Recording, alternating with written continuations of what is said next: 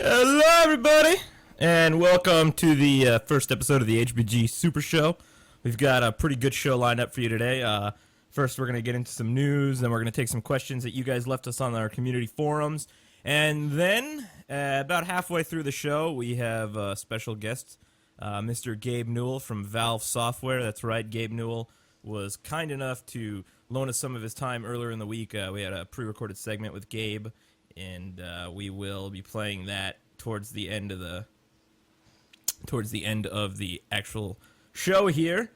But guys, gals, ladies, gentlemen, thank you for joining us for the first ever episode. There were some technical difficulties getting this thing off the ground, but we got it going. And before we get into anything else, we're going to talk about some of this news that happened earlier this week in the gaming industry. One of those things being the crazy developers selling Afterfall Insanity. They're saying that if they can get 10 million pre-orders on it, that they will sell the game for $1 and then donate money to charity. I just think they said 10% to charity, which is just, it's pretty insane when you think about it. I mean, most games barely even break 1 million pre-orders. Only top tier titles do, like, you know, Call of Duty. I believe Battlefield 3 was up to 1.5 million pre-orders as of a few weeks ago. So I mean, like, I don't feel like it's gonna reach 10 million. Tyler, Tovin, what do you guys think? I'm not really thinking that they're trying to hit 10 million. I'm thinking they're just trying to get people to talk about the game, and if they can get to 10 million, they'd feel pretty good about that. But if they don't, they still got publicity. So you think it's more of a marketing stunt than anything else? I mean, that's what I think. I mean, to be perfectly honest, I really didn't know too much about the game before they even announced anything on it, or, you know, announced this like crazy thing that they're doing. I remember, you know, the day it was announced, I saw the post go up on HBG, and then I was like, whoa, I gotta check this game out now. Is it even gonna be worth it? And, you know, to be perfectly honest, it looked pretty awesome. I mean, if they do reach 10 million, which, you know, it's not gonna happen, I don't think, even at $1. Hit 1 million. Honestly. They have about 16,000 right now. If that's I mean, 16,000. And what do they need? Like 250,000 a day in order to make it from when is it going to release? Until the November 25th. Yeah, November 25th it releases, but they said that they're going to go until November 24th with the actual. And if they don't get 10 million, how much is it going to sell for? Yeah, it's gonna go full price. It's gonna end up going full price again. Well, in like $20, I would imagine, $10-20. I mean, it is an indie game, so you can expect a lower price on that one. I don't know why they set the bar so high. Well, why not? Why not set the bar high? 1 million would have been enough. Okay, a million in my opinion would have been good too. I mean, I feel like 1 million's a good is an number indie game. I mean, look, Battlefield 3 only had just what, like 1.3? 1.5, I think, was the last time. Yeah, and Gears of War 3 had the most ever pre-orders for 360 game, and that was like 1.6. So yeah, there's. Yeah, exactly. I mean, 10 million pre-orders is a That's totally unrealistic number. Too high. But the thing was, I mean, if you actually go back and you watch the video, you can find that on hbg.co, by the way.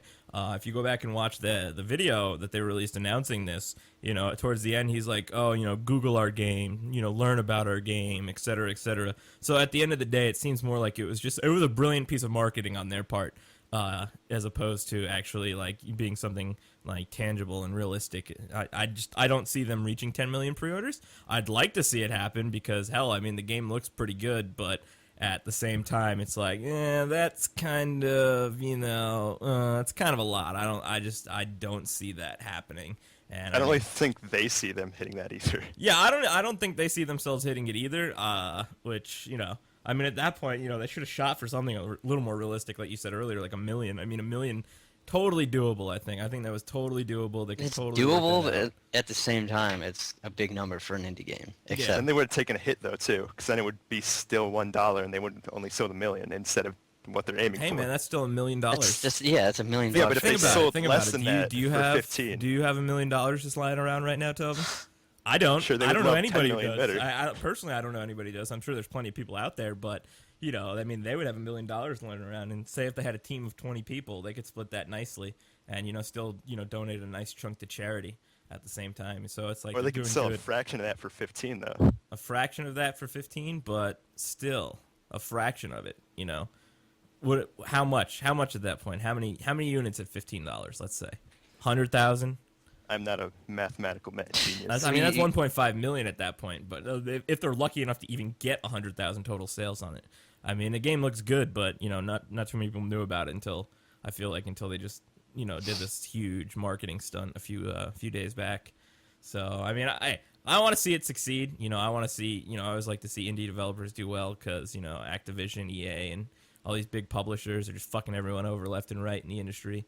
Including the gamers, with their stupid online passes and stuff like that. But, indie developers, they seem to care a little more about their product and, getting out a product that people are actually going to love and enjoy as opposed to, hey, we got to meet this deadline to please our investors and, get that game ready. So we'll see what happens, though. I mean, only time will tell.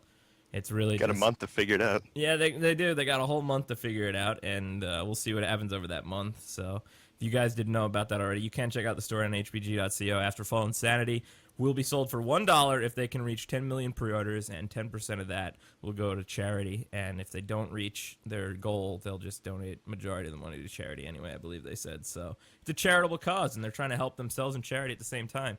So, good for them. Good for them. So Exactly. Indeed. So earlier this week, another pretty big thing that happened earlier this week was Mass Effect multiplayer was, pretty much revealed. It's like, hey, Mass Effect's gonna have multiplayer. We know the first 2 games are pretty much single-player, story-driven experiences, but hell, we're gonna let you and your friends go at it in a nice little co-op mode together that will actually tie in with the story. Which, thank God. I never saw multiplayer working with Mass Effect. I mean, no one did. I don't think that's why everyone was such in a negative mood in that post. Like, everyone's like, why are they adding multiplayer? When, at that time, no one knew it was going to be co-op. Yeah, I mean, co-op, something like cooperative, that's cool. I mean, what they say, you're going to be able to, play as you all and 3 other people, races, like, just playing. different classes. And plus, you get to play as non-humans, like, amazing. Yeah, man, I've always wanted to play as a Turian. Who hasn't wanted to play as not Commander Shepard? Yeah, I mean... Actually, Commander Shepard's cool, but, I want to play as, Garrus Some or variety something. is good. I want to play as a Turian, or maybe even a Krogan. I mean, Krogan seem like they're pretty beast. But at the same time, they really did themselves a disservice by announcing the online pass directly after that. Yeah, I mean, what was with that? What was with that? It's like, hey, It makes it look like they just for you guys, but oh yeah, by the way, online pass. Yeah, it makes it seem like they're just adding multiplayer for the sake of an online so they pass. can justify an online pass. I mean, Mass Effect 2 had the Cerberus network, which was pretty much like one of the early, beginnings. That was, I think, the first. That was it was one of the first. It was like one of the early beginnings of the but whole. It did it online pass right. system. It gave you extras. Yeah, I mean, it didn't like just remove things from the game and be like, oh, if you want that, you have to. If you buy it used, you have to pay $10. It's like, if you bought it used, you don't have to buy that stuff, but... Yeah, I mean, you don't have to. I mean, but the extra stuff's always nice. I mean, everyone. I mean, It was Jim Sterling pretty much recently went on a crusade against the online pass and, has said that used games have a right to exist, which they do. You know what? I mean, the thing is, he said that players should be rewarded instead of, having stuff taken away from them. Like, I believe he said it was Rage that was doing it right, and they were actually giving you something with the code. It was like, it was a bonus for buying it new, as opposed to being like, hey, give us an extra $10 now if you want to play any kind of multiplayer in any game, I mean, I just feel like, gamers are being punished too much by developers now, and, not only with the quality of the games we get, because let's face it, a lot of these games are rushed to market now, and you can totally tell that, no one's taking the time to put any quality, assurance into their games. It's like, hey, put it to market, and then, after we put it out there, we could just patch it. No big deal, so. I think that's more just everybody figuring out how online can work. Yeah, they're figuring it out, but why do we have to, as gamers, why do gamers out there, you and me, you, or anybody else, why do we have to suffer for it? Why do we have to get a broken product? Because we're the consumers. I'm sorry, I can wait an extra 6 months for a game to come out if, there's some horrible glitching, flat textures, or any kind of bullshit going on like that. I can wait an extra few months. But what if it turns into Duke Nukem? What if it turns into Duke Nukem? Well, yeah. Well, you see, now you're getting into different territory there. I mean, Duke Nukem Forever, it was like, okay, you know what? That game just had so much change that it was like, I think it was impossible to make that game work properly. And I felt like, Gearbox kind of was like, we can just get this out. It's going to sell regardless. It's going to sell. It's Duke Nukem. I mean. Sell because it's Duke Nukem, and it was the game that was prophesized as never coming out, So. I mean, what was it? Didn't like it, but, I liked it, but then again, it didn't. What, Duke Nukem? Yeah. No, there was not much to like. You know, I mean, it was honestly, it was just a shooter, in my opinion, where you just go around killing shit. But that's what Duke used to be. You know, that's I what Duke understand. used to It be. used to be, but it's the industry has changed since then. Yeah, Yeah, it's changed over 10 it has. It has drastically. I mean, they just. I mean, that game has jump pads. What's wrong with For one jump thing. pads, man? Yo, Portal's got jump pads, kind of. That's a whole different. That's a mechanic, though. Yeah, but you see, though, it has something similar to it. You know, I mean, whatever. You know, Duke Nukem Forever was definitely an atrocity on different levels. So, but hey, at least it didn't have an online pass, guys. I mean, come on. That's I not was saying able to Duke just Nukem Forever 2 the won't. hop right into the online play, no problems. Didn't have to worry about online passes. Didn't have Could to you enter imagine if it codes. did? Like I'm Gamers gonna have would to do be, it in oh Mass man. Effect and Battlefield 3. I mean, speaking of online pass, Battlefield 3 is also getting one, but you know it's published by EA. Big shocker right I there. know. Did Who? we really Did you really expect not to have one? it to be different? You know, I mean, did we really expect it? You know, not to have one? I think. I mean, I kind of expected them to do what they did Bad Company 2, but they didn't. The same Yeah. thing they did. They gave a VIP pass. Yeah, I mean, They gave you the DLC later on free, and then that's how you do it. Like extras. You don't split the game in half. yeah. Yeah. I mean, you could split it in half, but then it's not worth Well, it. you don't split it in half and then force used buyers to buy into that other half. Yeah. Yeah, I mean they do split it in half with the online pass thing. So, but I mean with Battlefield 3, I mean That's just messed up. Since it's Battlefield- gonna sell new immediately. Like people are gonna rush out Yeah, day it's one gonna and buy sell that. new, but especially there's other still people gonna set be up with used Call of buyers. Duty. So There's still gonna be those people. What about people who rent it? people who rent it, yeah, they're fucked then. Yeah, sorry, like, you people can't play seem to online. totally forget about the rental market. Like, Which at it's that not- point, there's not really any point of buying Battlefield if you're not going to play the multiplayer. exactly like That's what that game is. Like Battlefield if- 2 didn't even have a single player. if Yeah, you rent games, you're paying for the rental service, and then you're basically renting the multiplayer for $10 too. That's pretty much. So like if a rental, let's say if you go to Blockbuster, last time I was at a Blockbuster it was I mean even GameFly long you ago, don't- but you know, Fly. yeah, even GameFly. I mean, if you're paying $15 a month for your GameFly subscription, and you rent say 2 or 3 games that have online passes, like say we get Dead Space 2, Battlefield 3 when it releases, and then something else that has an online pass, Medal of Honor. That was another game last year that had it. If you No, get Medal of Honor, I rented Medal of Honor. yeah, it had an online pass system. So I'm saying, you say if you rent like I 3 played games a month, multiplayer. you did? I could have swore that game had an online pass. I could have I'm swore. almost certain it didn't. I'm pretty sure. I remember playing multiplayer, and I got it from GameFly. and Dude, I didn't- remember when I got that game, but I remember getting that game. It could have been something like the VIP pass. It might have been, but let's just say for Okay. argument's sake there was an online pass. Like in Fine, 3 of the games you rent from GameFly, and you really want to play online, that's $30 extra you got to dish out a month. At that point, if you're That's doing if you want if you're doing the one game out at a time from GameFly, that equates to $47 a month just to play those games online. It's just not worth it anymore.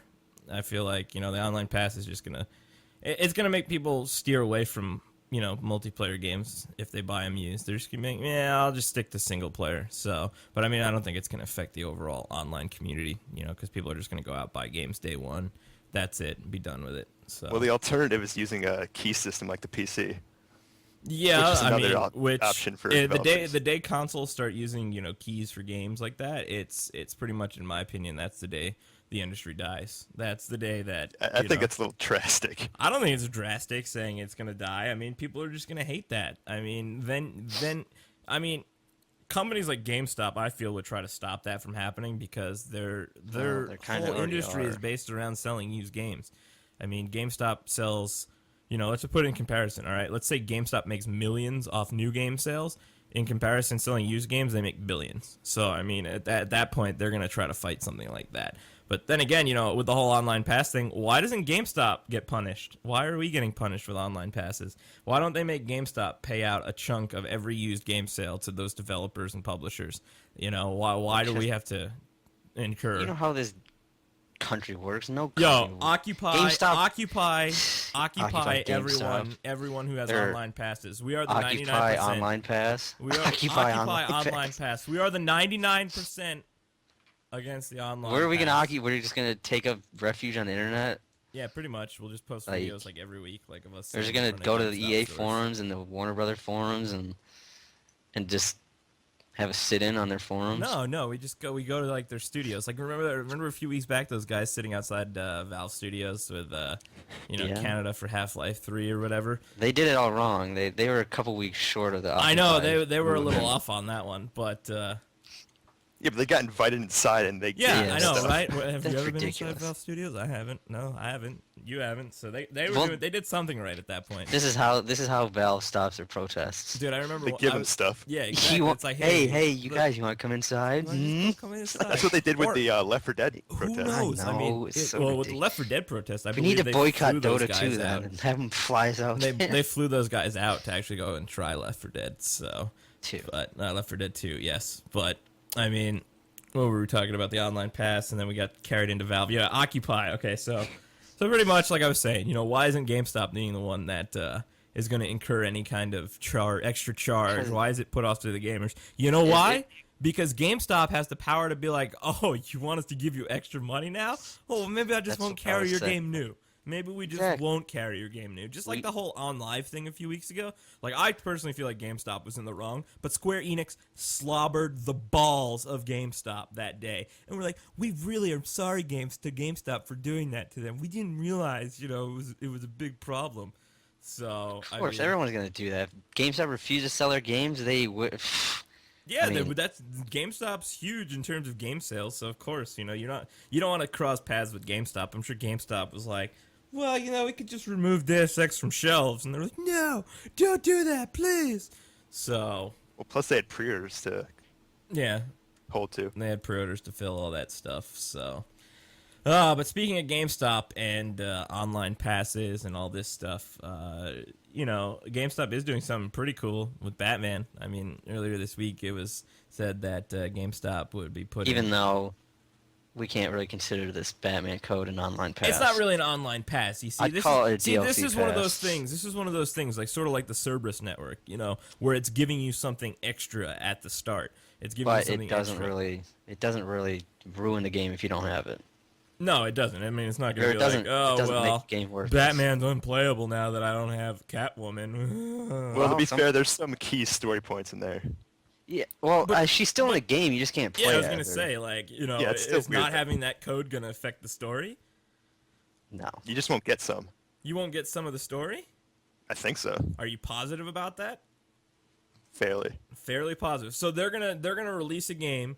Oh, Craig is totally changing his mood They're here. gonna release a game and say if you don't buy it new, you're gonna not get part of the story. I don't It's not really say new. this as confirmed. Yeah, I'm saying that doesn't make it like if they're doing that. I that's a don't know. that's Honestly, a I don't shitty know. business model in my opinion. Like, why would you even consider? All I know is that doing that? Catwoman is you can play as her Yeah, I was like gonna in say, I like thought the all channel that code maps. was That's good all I for- know. I I'm thought not. all that I don't code know if was you can good play for as her in the playing as story. her. I thought it was just playing as her. No, I there's don't like campaign missions with her. Okay, so you don't get those campaign missions with her, but you're playing as her in those campaign missions, right? So it's not a part of the overall Arkham City storyline. Well, yes, it is. So you're gonna miss out on story if you don't buy it new. I guess. I don't know. You guess you just said you knew it was I confirmed, didn't and now you're play like it. you I guess heard you people don't know. talking about it. We now haven't you're played like, it, you don't even Craig. know. You gotta If make up we- your mind here, bro. You gotta make up your mind here, man. Okay, Jeff Gerstmann said it did. It did. Okay, so if Jeff If that's Gertzman what you says want. it, then it must be it must be true. It must be true. Jeff Gertzman said it, everybody. It was Jeff Gertzman from Giant Bomb who was just totally like, okay, this is the way it's going to be.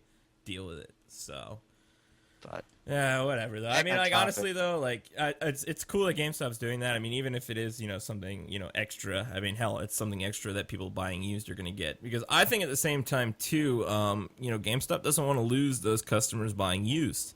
Because if everyone starts buying new, like I said, just in a comparison, new games you'll make millions a year, but selling used games, you'll make billions, and they don't want to lose that whole market of selling where used there games. is people buying new games, there are people selling those games Yep. later on. So as long as those people keep selling games, there's always going to be a used game market. Mm-hmm. Like, the only way that it's ever going to stop is digital distribution, which is which one day will rule the world. Well, Digital yeah, distribution is the but- future. Give it another 15 or 20 years. Let the next generation of kids grow up, like especially like kids that are like 5, 6 years old right now. Let them grow up a little bit, and because pretty much like right now, I feel like our generation and slightly older generations. I still want a physical product. I don't mind buying stuff off Steam. I don't mind the digital I'd rather stuff. almost have a But physical product. there are people who still like to collect. There are people that still like to go to a store I just and want buy a physical copy because of what EA did when they changed from the EA store to Origin.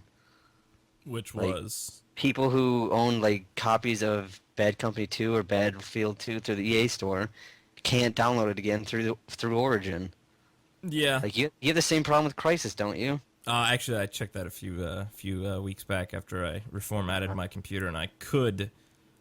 See, but there's other people who like. I think it was as far back as like 2009. You could download it again. Yeah. But no, but with the EA Download Manager, the thing was like they made you pay $6 extra to have a 5-year window to download. Yeah, the that was game. just messed up. Like I Yeah, was like, I remember when I was checking out, I'm sitting there thinking to myself like, what is this? Like, why are they doing Like- that? I mean, the only reason I still went with it was because like the 2 games were on sale. I was thinking I got like it was right before the Crysis Maximum Edition or Nano, that one edition that came out with both Crysis Wars and Crysis Warhead.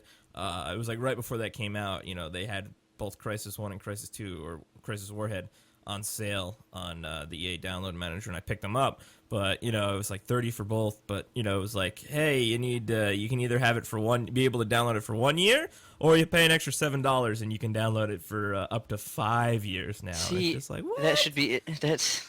That's just one an thing example that I of don't people like trying about. to figure out digital distribution.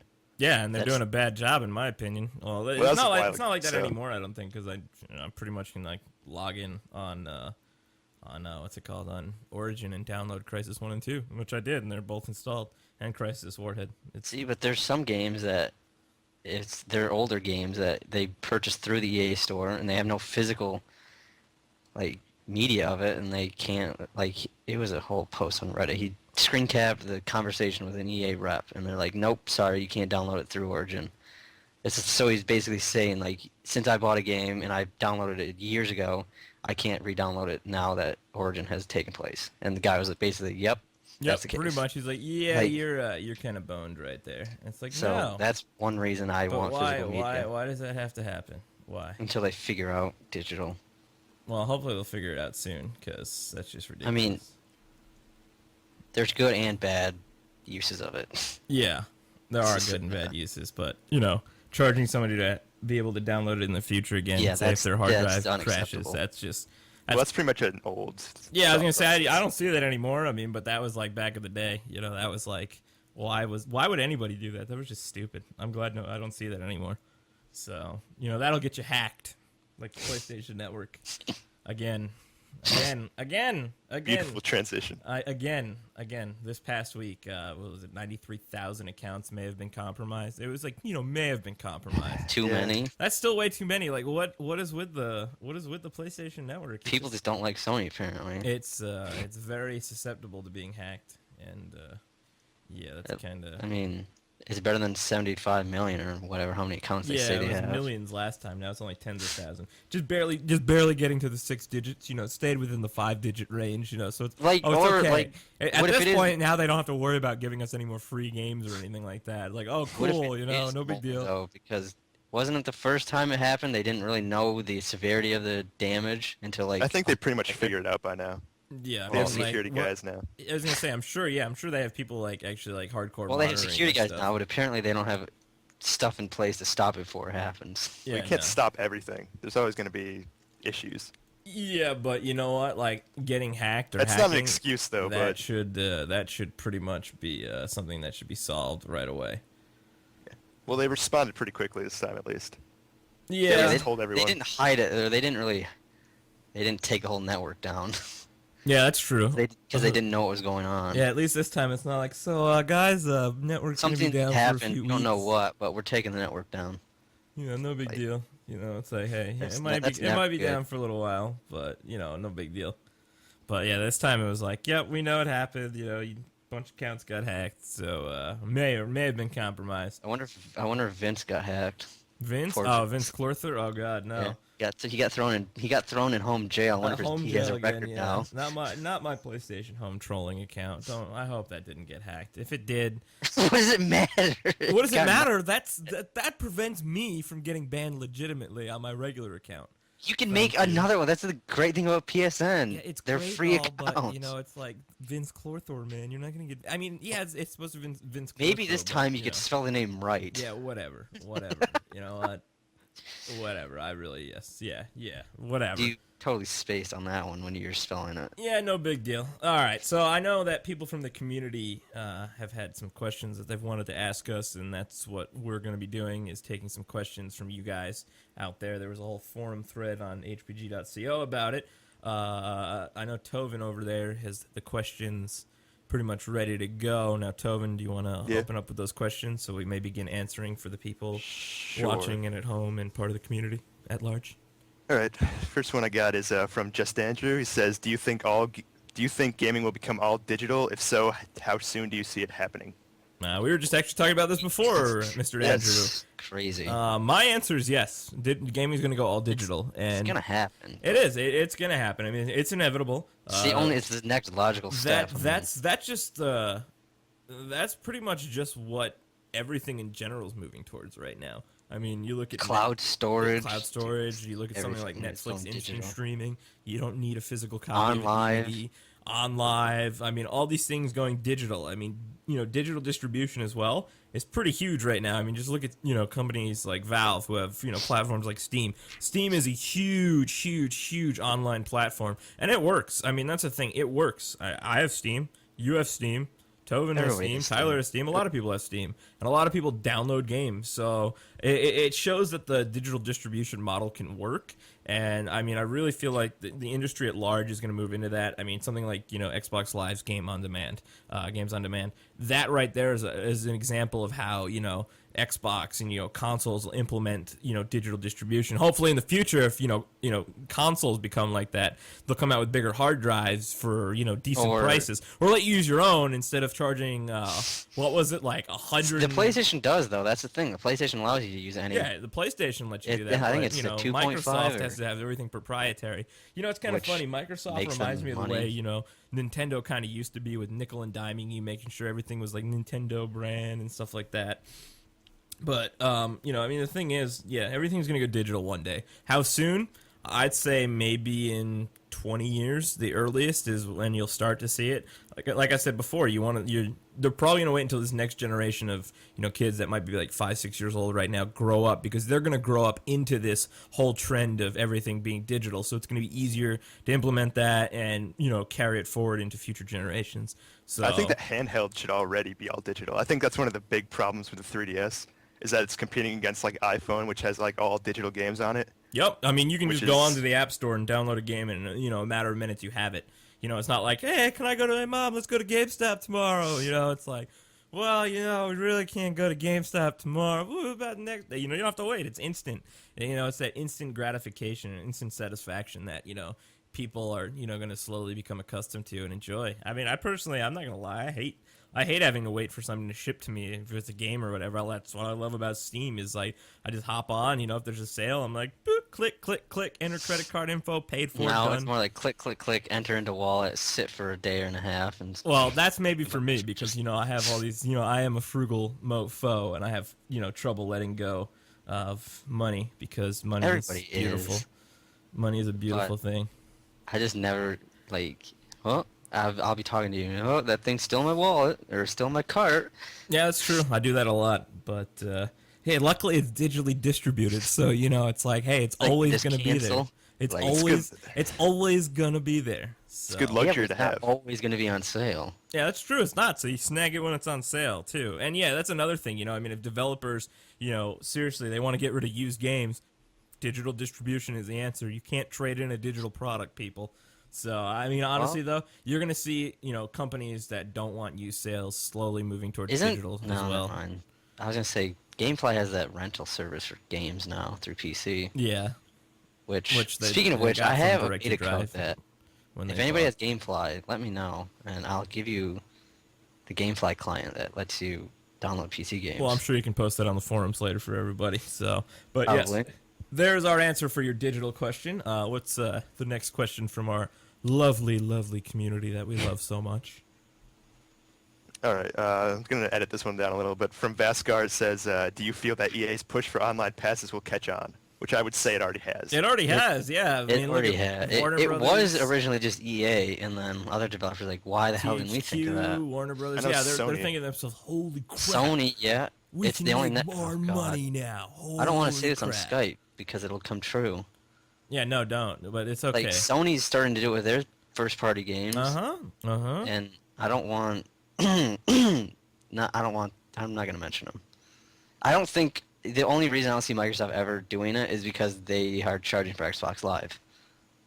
Yeah, they So are. They won't have a Gears. I mean, 4 they already, yeah, they technically already are charging for Xbox Live, which is, It's, okay at that point, whatever, I'm paying for it. I don't mind paying for it. I don't mind paying for it either, but then again, if they added like a Halo game with an online pass, and if I bought it used and it's like another $10, like it's getting quite. I can understand third-party developers, but first-party for Microsoft, I don't know. Well, that's the thing. Sony doesn't charge for their online, so I know. I'm sure at some point they can justify it by saying, "Well, we don't really charge you for our online platform. So if you buy our game used, you should be paying to play online." But then at that point, why don't you just start charging a fee? I'm sure people at that point, will be like, "All right, well, I'd rather pay $50 a year than go out and not be able to buy the game used." I mean, at the end of the day, it's gonna balance itself out. So, but I think the one thing is they have to keep it free in order to compete with Xbox Live. I mean, Xbox Live, in my opinion, is a superior online platform to the PlayStation Network, and for a lot of reasons. And in a lot of reasons, I think the PlayStation Network's a little cooler than the Xbox Live platform. But at the end of the day, Xbox Live was a generation ahead of what PlayStation Network had. So at this point, it's probably in their best interest to keep it free. PlayStation 2 had online. It did. What? You bought that little network adapter, you plugged it in the back of the Are you console. kidding me? The thing was that huge. a It was beast. It was a like beast. half the size And then of I think PlayStation I think it was 2. like finally with the PS2 Yeah, it Slim, was they implemented the built-in like that whole connector. block came out of the back of the PlayStation 2 for you to put I that remember thing too. in. You had to use a coin to screw it in. You couldn't. Yup. Use it didn't say, "Hey, use a screwdriver." It's like, no, use a nickel. A nickel works best to screw this in the back. Screw and unscrew this into your console. A nickel, not a screwdriver. A nickel. I honestly don't remember See, anything this is else. what I'm talking except about. that The big the thing. industry's trying to nickel and dime us. All right, that was a bad. Yeah. Next question, Tom. Next Moving on. All right, moving on. From Mr. Paulson, it said, I saw the post about how upcoming Counter-Strike will have cross-platform multiplayer. Do you think this will be a good idea? Will PC players have an advantage over PS3 gamers? Which the main thing about Counter-Strike is that it will separate. It will not separate or distinguish PS3 and PC, so you won't know. It'll just it'll gauge goes how by good you rank. are.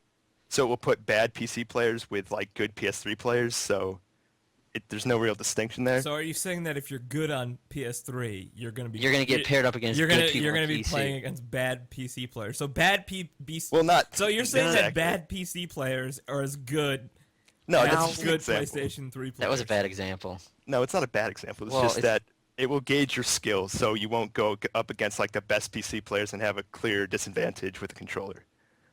Yeah. There's Well, also I a mean- video where they said like it's gonna pair good PC players up against good PS3 players. Like it goes by rank. Yeah, it's just how good you are. It goes by how good you are. So there's some people out there that are amazing with controllers that will make some PC players think that they're on PC, but they're really playing with a controller. And I think the most And- important part of that is that it doesn't tell you what you're on or Yeah, what it's not like your oh this opponent is person's playing on. Well, PC. I know it's going to happen already. The PC players are just going to dominate the console players. And reason being was, one of the reasons, Microsoft claims one of the reasons they dumped cross-platform play, and I posted about this on HBG a few months After ago. Or one maybe try a with while ago. Shadow. It was a long time ago. But, yeah, I mean, with Shadowrun, the PC players just obliterated console players. There was no contest, they said. It Well, was it like, still doesn't. It's not a reason to stop. no, it's thinking not a of- reason to stop, don't get me wrong, but, yeah, we'll get into that. I mean, Shadowrun was just, like, in my opinion, it was the poorest way to introduce cross-platform play.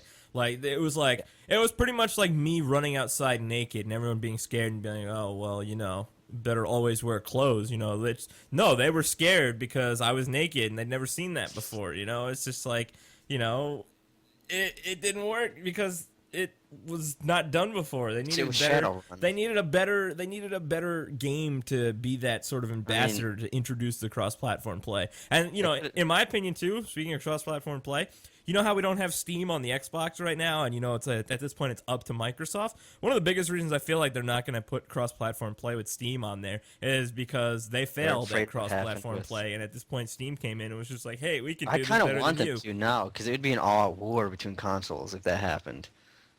Yeah, it would be an all-out war. But see, the thing is, at that point, too, the consoles, as Gabe Newell and Co said a few weeks ago, consoles need to come together online. Well, they would come together online at that point, and you would be able to play PS3 versus PC versus 360 all in the same game. That would be amazing. That would be great because you know what?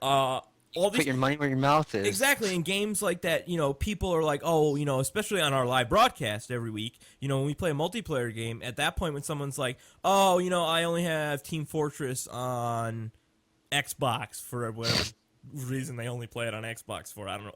I don't know why. To go back to the old days before That's true. hats I mean, you could play it, before it was updated with hats and everything else like that. It's basically like Team Fortress Classic now. Yeah, pretty much. But I mean, at that point, there wouldn't be a need for people to be like, oh, well, hey, I can't play with you guys. I don't have it. But at this point, I mean, everybody will be online together, and that is gonna. That I think would be a great future for gaming because I've always said, hey, let's why don't they just make one unified platform for everyone? Forget the console wars.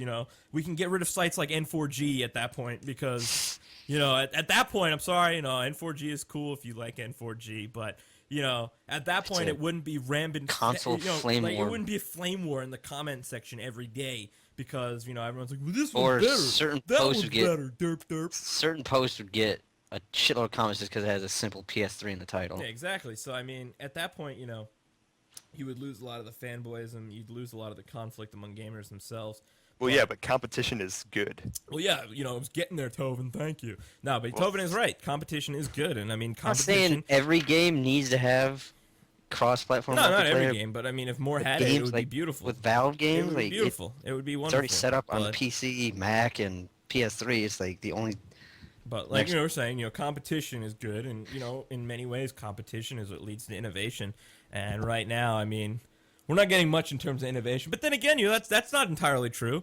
I mean, competition leads to innovation. I mean, look at Battlefield versus Call of Duty. I mean, we were going to talk about that, weren't we? That it's just kind of silly that all these people fight, and it's like there really isn't much innovation in the FPS genre now because everyone's just trying to copy Call of Duty, including Battlefield.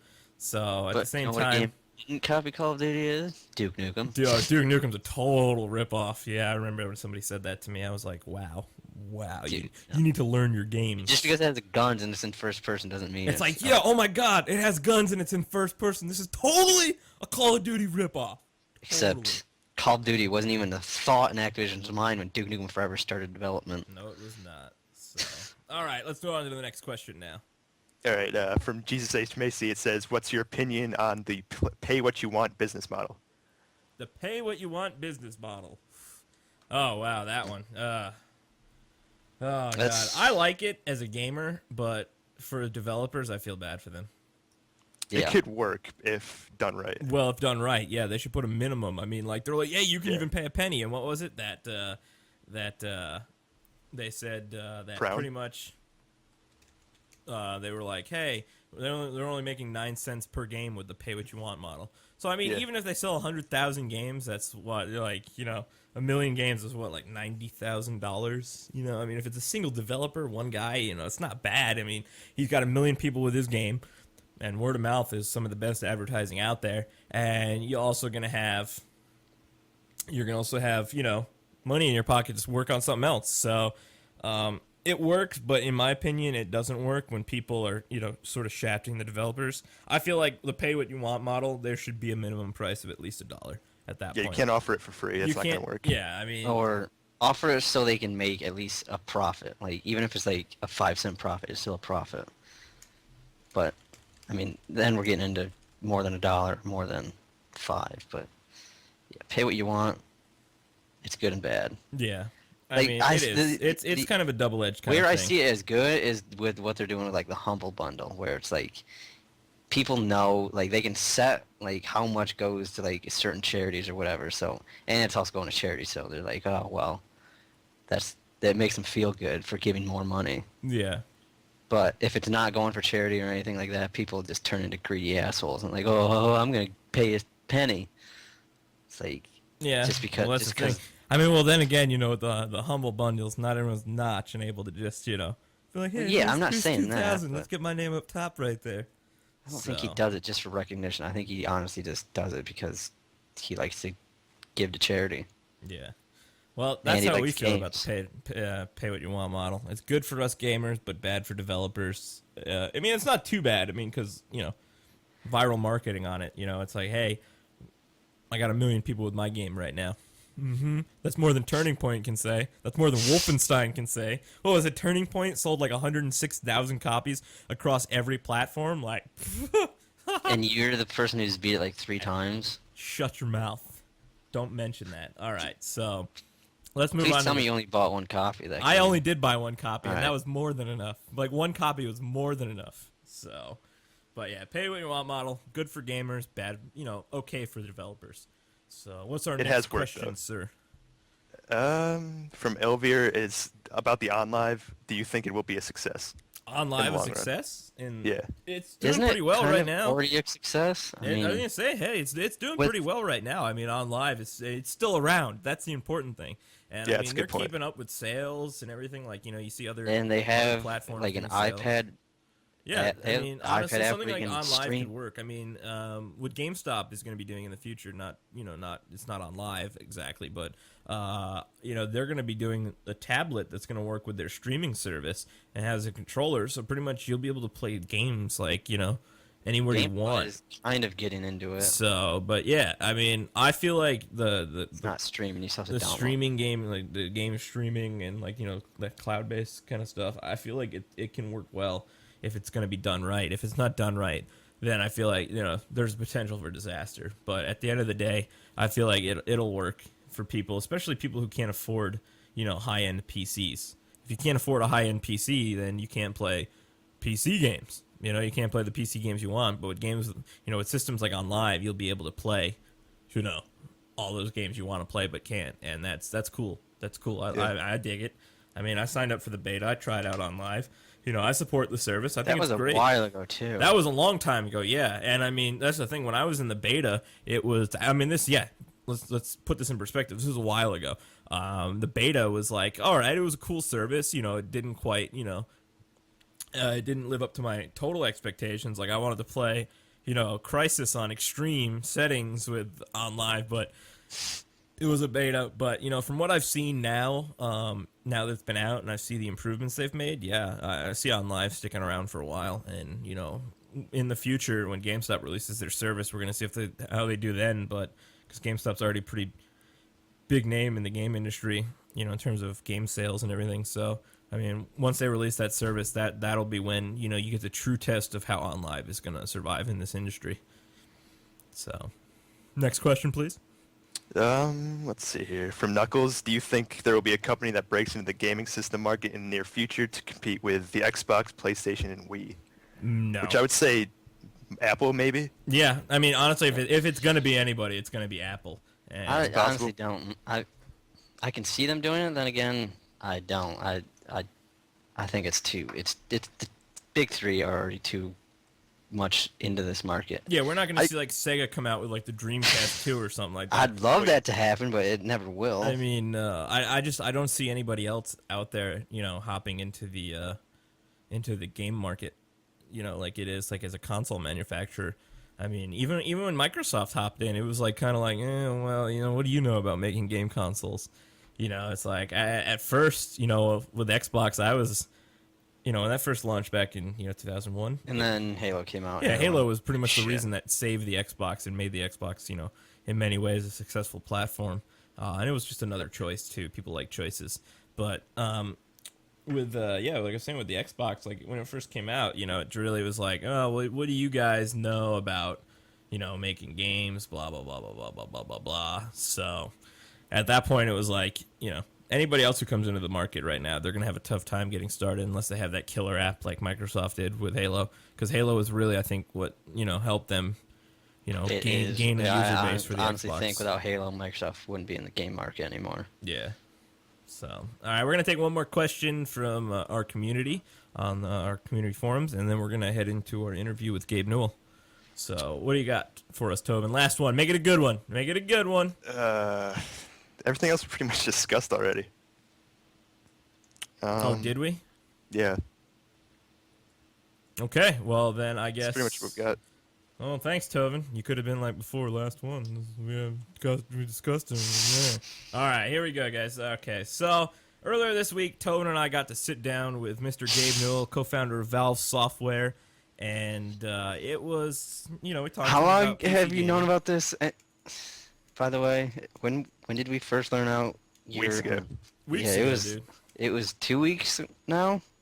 Yeah, it's been a few weeks. I mean, we emailed off to Gabe. We're like, hey, Gabe, would you like to be on our show? And he was like, sure. And earlier this week, we sat down with Gabe, and we had a nice chat with him for about a good 30 minutes about PC gaming and some stuff that Valve used to do but doesn't do anymore, and how he feels about some other stuff. So we're going to get into this interview here, guys. So enjoy, and we'll see you as soon as the interview's over. Just remember, it is pre-recorded, so it's not live. With us right now, everyone, the man who needs no introduction. You all know him as Gabe Newell, co-founder of Valve Software. Gabe, how are you doing today? I'm great, thank you. So, Gabe, we brought you on because we wanted to talk to you about PC gaming. I mean, you're kind of the man to go to when it comes to PC gaming. Co-founder of Valve, you created Steam, Half-Life, so you're kind of the go-to guy, I feel like, when it comes to this sort of topic. So we thank you for joining us. Our first question for you today is about PC gaming. I mean, obviously, PC gaming has changed tremendously over the last few years. I mean, where do you see it going now in the future? Well, I think there are all the traditional things that we've come to expect out of the PC platform. We'll continue to see, CPU performance doubling every 18 months. We'll continue to see graphics performance improving faster than that. We see about a 30% price performance improvement in bandwidth year over year, and that's been very consistent for a long time. So those sorts of core trends are going to continue for the foreseeable future. The concern that we're starting to have is about directions around openness. We think there are people who are sort of tempted to close off exactly the sort of core characteristic that's made the PC successful in the first place. And that will end up making the sort of relentless innovation that's been the cornerstone of the PC industry and the PC gaming industry will sort of put that at risk. So, we're sort of watching that fairly closely to see how that materializes and what, if anything, we and other game developers need to do about it. So, what would you say, though, what do you personally feel should be and needs to be changed with PC gaming and gaming in general over the next 15 years? I mean, I know you were talking about the closed-mindedness or the closedness of platforms. Do you see that as a major problem moving forward? I mean, do you feel like that's going to really impact you guys as developers and as, people who put the content out there? Well, I think if you look at what we're able to do on the PC, Steam wouldn't have existed if it weren't for the PC. Zynga wouldn't exist if it weren't for the PC. PopCap wouldn't exist. NCSoft, Nexon. World of Warcraft still hasn't shown up on the consoles because of the sort of intractable business constraints that it certainly isn't, graphics or any inability of the WoW team to build a console version of it. It's purely business models and business negotiations. So it does concern us a lot, and I don't think it would be possible to permanently start to close off things like the internet or the PC. But I think attempts to do that might be pretty damaging to our industry and, slow down innovation. A bunch of companies would probably... it is a concern, and we're sort of scratching our heads trying to figure out what, if anything, we should be doing about that. So just recently, I was reading you were talking about how you believe Apple's going to launch a living room product that's going to exceed people's expectations, and the notion of a separate console or a separate console platform would disappear. Do you see PC gaming disappearing along with that, or do you see it remaining an entity unto itself? Well, the way I think of it is there's sort of these sort of four different areas that have sort of coexisted. I think you have the internet and internet services. You have the desktop, which is a pretty open-ended term that refers to a wide variety of PC configurations. You have mobile, and you have the living room. I think the PC industry grew very rapidly by by being an open hardware platform and an open software platform. So back when I started in the PC industry, you had all of these wildly divergent hardware platforms. The 3270 terminal business was quite a bit larger than the PC business. IBM had a $3 billion a year Selectric typewriter business. All of the arguments that you would hear about the unique characteristics of certain individual platforms were made for Wang dedicated word processors. There would be switching costs. You could never build a platform that was as good for word processing than one that was specifically targeted at word processing and so on. And for a long time, the PC industry grew very rapidly by displacing those kinds of platforms. I think that the mini computer guys were incredibly astonished at the speed with which the PC industry redefined and absorbed their businesses, and IBM was similarly perplexed about how to respond to, and then failed to respond to, the opportunities and challenges of the PC and networked PCs, the mainframe business. And then somewhat artificially, the PC was sort of ring-fenced out of mobile and out of the living room. And I think we sort of have sat in that position for over a decade now. I think Apple came up starting from mobile music players and very rapidly used that as part of a strategy to grow into mobility, where, even though they ship 5% of the units, they get 50% of the total industry margins, which is a testament to the quality of their products and sort of the poor thinking of a lot of their competitors. Right now consoles are thought of as being completely distinct from either mobile architectures and platforms as well as desktop platforms. And they sort of cobble together, they sort of pick up some part of an internet solution, whether it's Facebook or Facebook or Netflix. And I think that these assertions that, everybody's used to saying nobody wants a PC in the living room, and it never occurs to anybody to say nobody wants a telephone in their living room. I think that Apple, though, in the same way that they saw a path for themselves to go from building,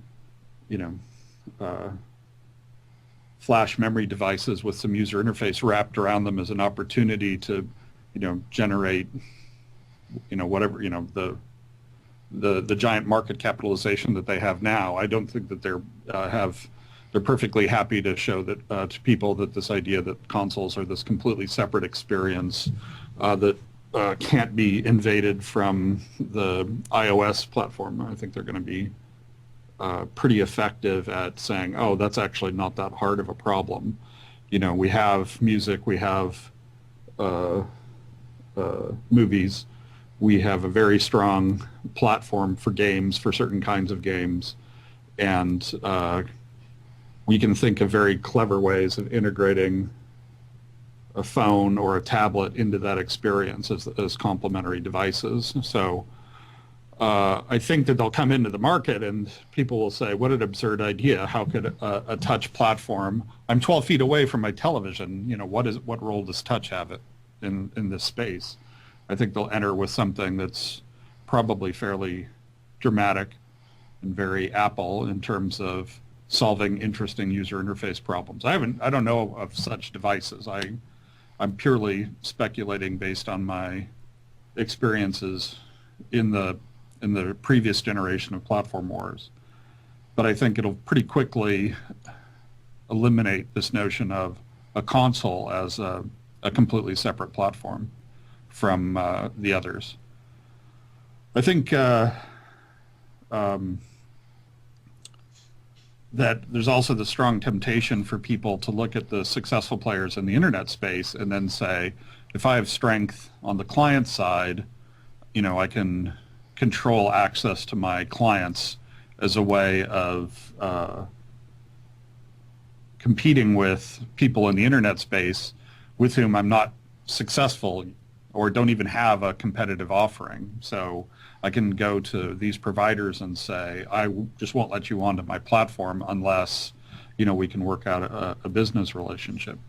So I think that sort of fragments efforts to move the customer experience forward and will probably underperform, a more thoughtful way of sort of attacking the problem. So I think that these worlds currently are thought of completely separate. I think attempts to sort of merge these worlds like Chromebook have been sort of so poorly thought through that people continue to be skeptical that there'll be any sort of cross-category momentum or economies or developer or customer benefit being generated. And I think that will that Apple is the most likely company to prove that that's pretty short-term thinking. And then it's just a question of whether or not the members of the PC ecosystem are able to respond with better products and better strategies. I think that there's a strong temptation on some people's parts to actually close that off, to instead of going back to the PC's roots, to go in the direction of more closed, more restrictive, and it'll be done in terms of things like security and a better experience for new users and things like that. But I think that's not what will really actually be driving those strategies. Sounds good. All right, so our next, my next question is, and after this question, I'm gonna hand it off to Tovin. I know he's got a couple. With the popularity of consoles, there's been always this common misconception now that PC gaming is dead. It's becoming more commonplace, it seems, among people. They think it is, but I mean, personally, I play a lot of PC games, so I know, for a fact that there are tons of PC gamers out there. But how do you feel about that, that statement that PC gaming is dead and like that sort of misconception? I mean, how do you feel on that topic? Well, I've been hearing that PC gaming is dead since 1983, so it's very lively. It's definitely the zombie category then. One of the big reasons people say PC gaming is dead is that the people who gather statistics tend to have a lot of biases towards older forms of distribution or marketing. And so, on the one hand, PC gaming is dead. On the other hand, Zynga has a higher market cap than Activision or Electronic Arts. So it's hard to sort of square these two things up. I mean, if Zynga can come out of nowhere and in 4 years generate a private equity market cap of $14 billion, that's probably driving a tremendous number of decisions that are currently invisible to gamers, but will start to be visible over the next 12 to 18 months as everybody races after that pile of gold. When the people talk about, oh, look, look at the revenue, it was pretty funny because people were saying, oh, the total PC gaming revenue is $800 million, and then they come back 3 years later and say the total PC gaming revenue is, larger than the consoles, without ever seeming to sort of notice that that they had completely, that nothing had really changed in the industry. They were just noticing that things like subscription revenue or free to play or all of these other things that had developed on the PC that were just sort of outside of the reporting structures that they were used to using. So, I think PC gaming was always doing well. I think that more and more of the independent game developers are recognizing how many interesting creative opportunities there are and how much more freedom that they have in that space. But it's always been a huge part of our business, and that it's grown continuously since we started the company in '96. So, I think when people talk about PC gaming, since there's nobody to refute it, that people sort of feel the freedom to say, whatever it is they want to say based on whatever it is that they're trying to sell. And there's no spokesman for the PC who's going to stand up and say, well, that's not accurate. You're painting a picture that is awfully narrow because it supports some other message or agenda that you have. But our PC gaming business has always been huge, and it's always been growing. And the growth rate now is pretty similar to the growth rate we saw several years ago. So to us, it's a super healthy market, and it's doing what it's always done. Tovin, I know you had some questions, so... Yeah, just changing topics a bit. Like a few years ago, Valve experimented with episodic content with Half-Life 2, and Yep. Since then, the model has pretty much disappeared. Was there a reason for that? Was it the advent of DLC that changed it, or was it just a forgotten idea? No, I mean, so episodic was basically trying to figure out what the sweet spot was for how often you release content to your customers. It was much more about risk management and maximizing user value than it was about monetization. So DLC essentially looks like episodic with, just a different monetization model. Yeah. I think that what we've been seeing, we're still sort of willing to play around with the sort of different cycle times. So if you look at Left 4 Dead 1 to Left 4 Dead 2, that was a year long. If you look at Portal 1 to Portal 2 isn't just a collection of DLC for Portal 1. It's, a pretty major investment. If you look at Team Fortress 2, you're seeing an update cycle that, is weekly and sometimes even daily. So all of these represent sort of different points on a continuum of how do you maximize your ability to deliver value for customers on an ongoing basis. With Dota 2, I think we're going to be a lot closer to the Team Fortress 2 model. With Counter-Strike Go, I think we'll be a lot closer to the Team Fortress 2 model. And then for unannounced products, we'll have to wait and see. With Team Fortress 2, you mentioned you've experimented with a free-to-play model with the recent update. And Yep. Based on the information that you gathered from that, can you see that becoming much more viable in the future? So, that's the great thing about the PC space. For a while, everybody, was racing off to do MMOs and create subscription models. That was clearly the future, and everybody had to redesign everything they were doing to look like EverQuest. And then, free-to-play is what, is the current monetization and productization strategy du jour. So we love free-to-play. Our customers love free-to-play, but I really think it's sort of a point along the way. The thing that we sort of try to figure out is, what does it mean, right? What are our customers trying to tell us? And so I'll give you an example of where we have to be careful about we have to pay really careful attention to what our customers are trying to tell us. So the first time we did a free version of Team Fortress was back in the 1990s. We did a free version of Team Fortress Classic with the Real Networks guys. At the time, They were a really strong distribution force.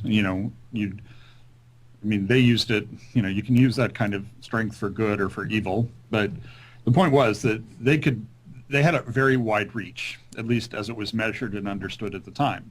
And so we said, okay, we have this game and we're willing to do these experiments with online distribution. We're not going to freak out, if our physical distribution partners yell at us for doing online distribution, because we know we need to learn more about this. And they said, great, so we'll do TFC. And they were like, how much can we charge for it? And we're like, no, don't charge for it. We want to run this experiment purely to see, how many people will play the game. If we charge for it, we're going to get confused about what we're actually learning, right? If you charge more than retail, you charge less than retail, it's just going to make it confusing. And all we want to do is a pure experiment to maximize the number to people. What's the upper bound?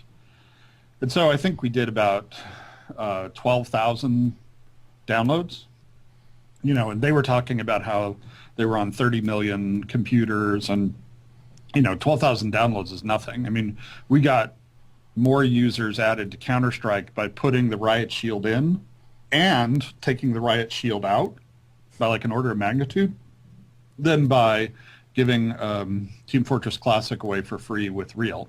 So in terms of the scale of things, our customers were clearly telling us that adding more content or just changing the product on a regular basis was way more important to them than giving something away for free. And then we did this other experiment with Counter-Strike where we were changing the price. And we weren't talking about the fact that the price was changing, but we'd move it up and we'd move it down and we'd see what would happen. What we ended up seeing is that gross revenue remained constant. In other words, the market looked like it was perfectly elastic.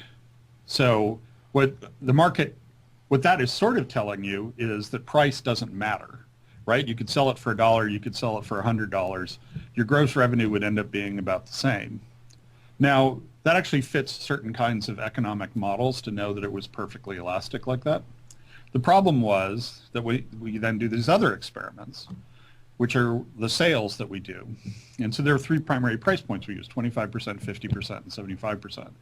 And when we use, the first time we sold one of our products at 75% off, you would have predicted, based on our previous Counter-Strike experiences of silent price changes, that we would have seen, well, if you reduce your price, to a fourth of what it was, that you should see 4 times the increase, but in units, but that your gross revenue would be the same.